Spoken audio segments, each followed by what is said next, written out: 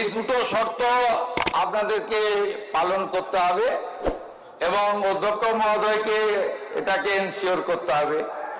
যারা পালন করবেন না তাদের, আমাদের প্রাক্তন বিধায়কদের যে চিকিৎসা ভাতা ৬,০০০ টাকা ছিল সেটা বাড়িয়ে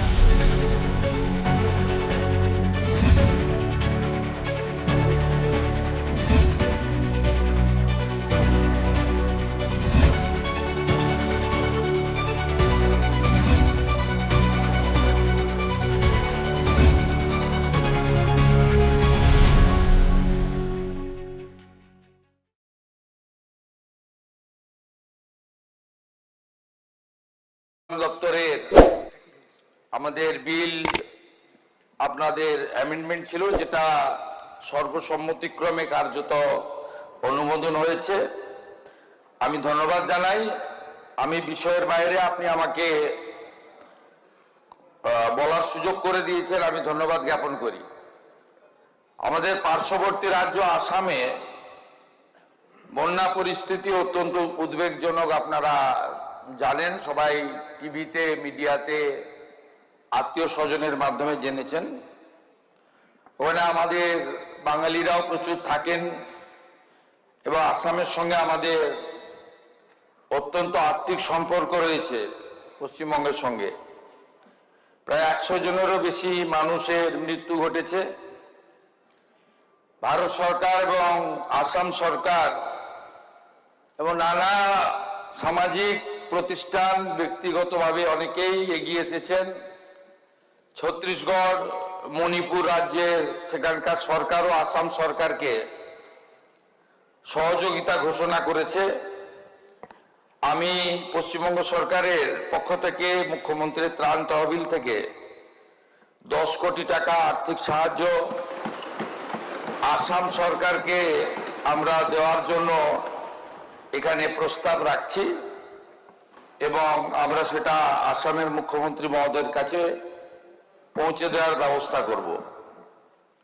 মহোদয়, আমি দুটো ঘোষণা এখানে করছি।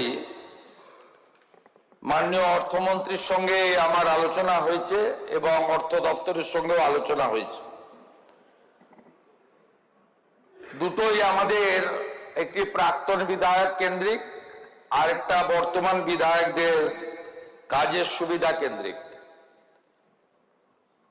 বিষয় হচ্ছে, আমরা দীর্ঘদিন ধরে দেখেছি বিভিন্ন সময় বিধায়কদের নানা সুযোগ সুবিধা ইত্যাদি বিগত সরকার বৃদ্ধি করলেও প্রাক্তন বিধায়কদের ক্ষেত্রে কোন রকম অর্থনৈতিক সুরক্ষা বা তাদের সহযোগিতা বিগত সরকার করেননি। এবং আমি হয়তো ওই সামান্য টাকা বিগত সরকার তাদের মনে হয়নি দেওয়ার প্রয়োজন আছে, কিন্তু আমি নিজে বেশ কিছু প্রাক্তন বিধায়ককে আমি দেখেছি ভিন্ন ভিন্ন দলের, তারা অত্যন্ত সততা নিষ্ঠা নিয়ে তাদের বিধায়কের কার্যকাল অতিবাহিত করেছেন। আমি এক্ষেত্রে পূর্ব মেদিনীপুর জেলায়, তখন অবিভক্ত মেদিনীপুর, মহিষাদলের প্রাক্তন বিধায়ক দীনবন্ধু বাবুর কে দেখেছি এখনো প্রত্যেক দিন সাইকেল চালিয়ে যাতায়াত করেন, বাজার থেকে আনাজ জিনিসপত্র যেভাবে কেনাকাটা করেন, লোকের সঙ্গে বসে এক বেঞ্চিতে চা খান। আবার আমি কয়েকদিন আগে একটা ভিডিও দেখছিলাম, আমাদের বাসন্তীর প্রাক্তন এমএলএ, মন্ত্রী ছিলেন সুভাষ নস্কর, তাকে দেখছিলাম যে তিনি স্টেশনে বসে আছেন। রেল স্টেশনে তাকে একজন সোশ্যাল মিডিয়া ভাইরাল করেছে। তাকে বলছেন যে, সুভাষ দা, আপনি এখানে প্রত্যেকদিন আসেন?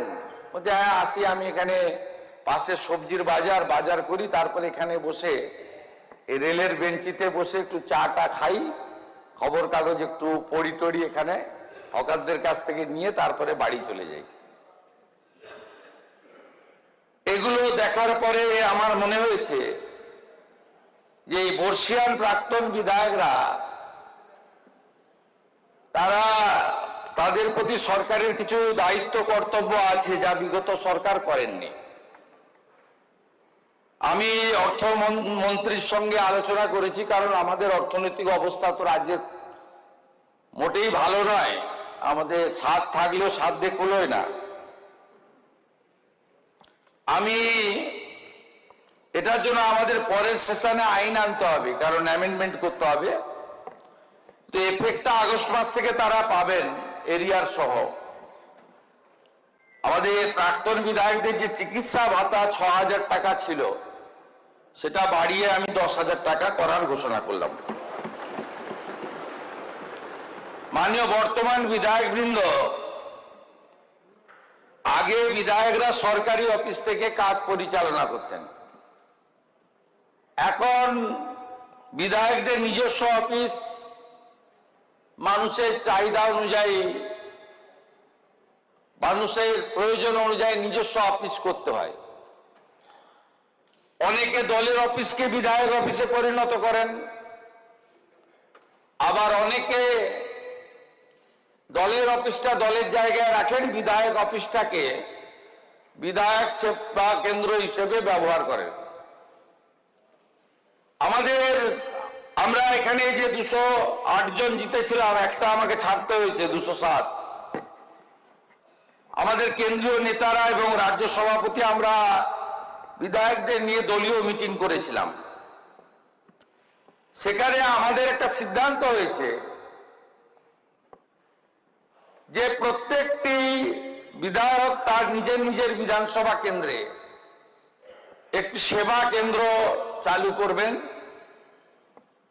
যেটাতে কেবলমাত্র তার বিধানসভার এলাকার জনগণের সঙ্গে বিধায়কের সম্পর্ক থাকবে এবং সেখানে দলমত বর্ণ ধর্ম নির্বিশেষে যারা তাকে ভোট দিয়েছেন তারাও পরিষেবা পাবেন, যারা তাকে ভোট দেননি তারাও পরিষেবা পাবেন। শতাধিক বিধায়ক ইতিমধ্যে সেবা কেন্দ্র আমরা চালু করেছি। অনেক রকম বিরোধী পক্ষ আছেন, আপনারা কি করেছেন আমি জানি না, কেউ কেউ হয়তো করেছেন, কেউ কেউ ভাবছেন করবেন। এখানে সেবা কেন্দ্র চালাতে গেলে অর্থের প্রয়োজন হয়, একটা মিনিমাম ব্যবস্থা লাগে। এক্ষেত্রে আমার দুটো শর্ত বলুন, প্রস্তাব বলুন আছেন, স্পিকার মহোদয়কে এটা দেখে নিতে হবে, এনশিওর করতে হবে। একটা হচ্ছে যে বিধায়করা তাদের সেবা কেন্দ্র চালু করবেন সেই সেবা কেন্দ্রের নাম দিতে হবে নেতাজি সুভাষচন্দ্র বসু সেবা কেন্দ্র। আর পশ্চিমবঙ্গ সরকারের তথ্য সংস্কৃতি দপ্তর থেকে আমরা ধুতি পাঞ্জাবি পরিহিত নেতাজি সুভাষচন্দ্র বসুর একটি ছবি আপনাদেরকে পাঠাবো। ওই অফিসে এটা রাখতে হবে আপনাদের, ম্যান্ডেটারি। এই দুটো কাজ যদি করতে পারেন তাহলে 30,000 টাকা করে মাসে আপনারা সেবা কেন্দ্র চালানো খরচ পাবেন। এটা আগস্ট মাস থেকে পাবেন, পরের বিধানসভায় আমরা অ্যামেন্ডমেন্ট করে নেব অর্থমন্ত্রীর নেতৃত্বে, এবং একসঙ্গে আগস্ট মাস থেকে টাকাটা তখন পেয়ে যাবেন। এই দুটো শর্ত আপনাদেরকে পালন করতে হবে এবং অধ্যক্ষ মহোদয়কে এটাকে এনশিওর করতে হবে। যারা পালন করবেন না তাদের জন্য অর্থ দেওয়া হবে না। পরিষ্কার কথা। এই দুটো আমার এই তিনটে ঘোষণা ছিল। আপনাদের সবাইকে স্বাধীনতা দিবসের প্রাক্কালে ধন্যবাদ জানাবো। হর ঘর তেরঙ্গা 70 লক্ষ জাতীয় পতাকা আমরা বিতরণ করেছি। কোন বিধায়কের জাতীয় পতাকা লাগলে এলাকায় বিতরণ করার জন্য স্থানীয় বিডিও অফিসে বা তথ্য সংস্কৃতি দপ্তরের অধীনে যে অফিস আছে যোগাযোগ করবেন। এবং আমরা আগে ডাক পেতাম না, এলওপি কেও ডাকতো না। রেড রোডের কর্মসূচিতে তো সবাই ডাক পাবেন, চিঠি এসে যাবে। আর জেলায় জেলায় জেলা শাসক, মহকুমা শাসকদেরকে আমাদের নির্দেশ দেওয়া হয়েছে সমস্ত নির্বাচিত বিধায়ক সাংসদকে স্বাধীনতা দিবসের প্রোগ্রামে মর্যাদার সঙ্গে সম্মানের সঙ্গে ডাকতে হবে, বসাতে হবে। আমি স্বাধীনতা দিবসের প্রাক্কালে আপনাদের সবাইকে অভিনন্দন জানিয়ে এবারে রাখি বন্ধন আমরা সরকারিভাবে পালন করব। রাখি বন্ধন উৎসব আগে যুব কল্যাণ ও ক্রীড়া দপ্তর করত, এখন যুব কল্যাণ এবং ক্রীড়া দপ্তরের সাথে তথ্য সংস্কৃতি দপ্তর যৌথভাবে রাখি বন্ধন উৎসব সরকারিভাবে গোটা রাজ্যে পালিত হবে। আপনাদের সবাইকে আরেকবার ধন্যবাদ দিয়ে আমি শেষ করছি। ধন্যবাদ মাননীয় মুখ্যমন্ত্রী। মাননীয় সদস্যগণ, এখন আমরা একটি প্রস্তাব এর নোটিশ পেয়েছি মাননীয় পরিষদীয় মন্ত্রী শ্রী শঙ্কর ঘোষ মহাশয়ের কাছ থেকে।